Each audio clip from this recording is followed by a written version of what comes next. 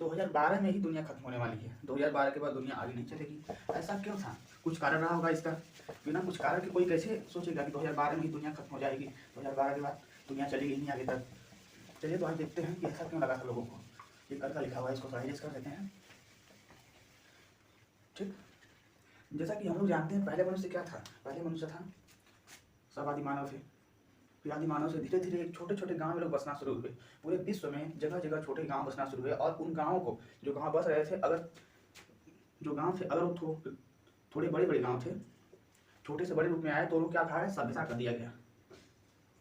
सभी गाँवों को सभ्यता बोल दिया गया। ठीक, पूरे विश्व में जगह जगह पे बहुत सारे गांव थे, छोटे छोटे बहुत सारे गांव थे।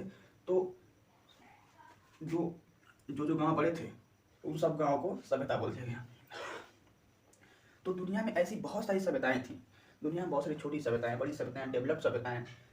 सभ्यताओं ने बहुत सारी चीज़ों की खोज भी की। सबसे पहली सभ्यता थी दुनिया की मेसोपोटामिया की सभ्यता, और सबसे डेवलप सभ्यता थी सिंधु घाटी की सभ्यता। लेकिन सेम ऐसे ही जैसे ये सब सभ्यताएं थी, वैसे ही एक और सभ्यता थी जो कि बहुत ही ज़्यादा विकसित थी और बहुत ही ज़्यादा विद्वान थे। वो लोग बहुत ज़्यादा विद्वान थे। ऐसी सभ्यता थी। ठीक, कहाँ पे थी? जैसे हमारा दुनिया में 5 महाद्वीप हैं। पहला महाद्वीप है, इधर होता है एशिया महाद्वीप। इधर बीच में इसके आता है छोटा सा यूरोप महाद्वीप, और इधर आता है नॉर्थ अमेरिका, नीचे साउथ अमेरिका महाद्वीप है।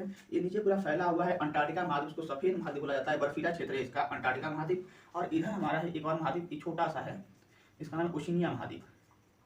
कितना हुआ? 2 2 4 1 5, एक 6 हो गया। इधर बीच में एक बड़ा महाद्वीप है, इसका नाम है अफ्रीका महाद्वीप। अफ्रीका। ठीक, north America, south America, Europe, Asia, Africa, Antarctica and Oceania, ये 7 महाद्वीप हमारे थे दुनिया में। ठीक, तो ऐसे ही सेम देखते हैं दुनिया में जगह जगह जितने भी महाद्वीप हैं, टोटल सारे महाद्वीपों में कई सारी सभ्यताएं बसी हुई थी। तो सेम ऐसे ही हमारा देखते हैं साउथ अमेरिका महाद्वीप था। साउथ अमेरिका के जस्ट ऊपर छोटे छोटे कई देश बसे हुए हैं। आज कई देश बसे हुए हैं। जिससे पहले चलते हैं तो सबसे पहले हमारा मिलता है कनाडा। कनाडा के नीचे आता है यूएसए, अरे वही अमेरिका, उसके नीचे मैक्सिको आता है, और मैक्सिको के नीचे आता है एक देश ग्वाटेमाला, उसके नीचे आता है होंडुरस, बिलीज, फिर एल सल्वाडोर आ जाएगा। तो हमको मेनली ग्वाटेमाला के बारे में देखना है। ग्वाटेमाला। ठीक, तो ग्वाटेमाला एक ऐसा देश था जहाँ में दुनिया की सबसे विकसित सभ्यता माया सभ्यता रहती थी। कौन सी सभ्यता? माया सभ्यता। ठीक, माया सभ्यता इतनी ज्यादा विद्वान थी कि अरे ये लोग बस आसमान देख के बता देते थे कितने वर्षों में बारिश होने वाली है, और फिर मतलब कि चक्रवात किस दिशा से आ रहा है। ज्योतिष इन लोग का बहुत ही ज्यादा आगे था। ज्योतिष बहुत तेज था ज्योतिष का मतलब यह था कि समय की गणना इन लोग की बहुत ही आगे चली गई थी। बहुत ही जल्दी किसी भी कितने बड़े समय की गणना कर लेते थे ये लोग। माया सभ्यता के लोग। माया सभ्यता बहुत ही डेवलप सभ्यता थी। ठीक, डेवलप मतलब विकसित सभ्यता थी। तो माया सभ्यता जो थी, माया सभ्यता, ये जो देश था मैक्सिको, ये थोड़ा बना देश को, मैक्सिको को, ये हमारा मैक्सिको है। ठीक, ये मैक्सिको है। ये मैक्सिको का छोटा सा देश है, इसी का नाम है ग्वाटेमाला। क्या नाम है? ग्वाटेमाला। मैक्सिको है, ग्वाटेमाला है। ग्वाटेमाला के जंगलों में, ग्वाटेमाला में घने जंगल, बहुत सारे जंगल हैं, तो ग्वाटेमाला के जंगलों में दुनिया की सबसे विकसित सभ्यता माया सभ्यता रहती थी। और यही सभ्यता इतनी ज्यादा आगे थी कि इनका ज्योतिष के बाद इनका ज्ञान बहुत ही इनका तेज था। बहुत ही बुद्धिमान सभ्यता थी। और संख्या में मात्र ये 300 से 400 ही थी, ज्यादा नहीं, मात्र 300 से 400 लोग थे संख्या की ज्यादा नहीं थी। और इन्हीं लोगों ने, माया सभ्यता के लोगों ने अपने लिए खुद का समय गणना, गणित, विज्ञान, सभी की किताब लिख कर रखी हुई थी। समय की, गणित की, विज्ञान की, सभी की किताब लिख कर रखी हुई थी माया सभ्यता के लोगों ने। और माया सभ्यता के लोगों ने खुद के लिए एक कैलेंडर बना के रखा हुआ था। कैलेंडर, जैसा कि आप लोग देख सकते हैं फिगर में दिखाया जा रहा है। इधर कैलेंडर है, इन सबका गोलाकृति का है। गोलाकृति का कैलेंडर देखने में तो कुछ समझ में आएगा नहीं कैसा कैलेंडर बना हुआ है, लेकिन माया सभ्यता समझ जाती थी। जो बनाएगा वो तो समझ जाएगा। ठीक, कैलेंडर बना के रखा हुआ था। और जो कैलेंडर था, जैसे कि अरे अब जैसे कोई कैलेंडर बनाता है, अब तो कैलेंडर की शुरुआत सबसे पहले माया सभ्यता से ही हुई थी। माया सभ्यता से कैलेंडर की शुरुआत हुई। प्रारंभ में इसको कैलेंडर नहीं कहा जाता था। बाद में एक साइंटिस्ट आया कैलेंडर, जिसने कैलेंडर को बहुत ही अच्छा प्रारूप दिया था, तो उसी के नाम पर कैलेंडर का नाम कैलेंडर रख दिया गया। तो माया सभ्यता ने खुद के लिए लगभग आज से 1800 साल पहले बसी थी।